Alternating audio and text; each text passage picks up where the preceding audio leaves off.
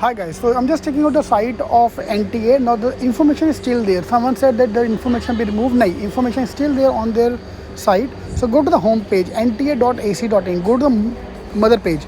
On that page you will find that thing on the this announcement of exam. You will find this detail here. So I'm just checking out that site. Yeah, that's opening up. So common management and test on this date. Yeah. So this information is wrong. This is not fake. Yeah, this is officially given on their site. ऐसा नहीं कि वो fake है. This information is wrong information. There is a technical glitch, and this is confirmed by NTA का team as well.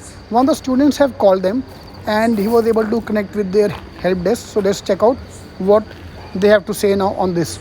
So this is the information we have got. The guy Shivam Mishra have called them. So guys, I called them, and they said 26 को notice आएगा, and exam will be in March end or April first week.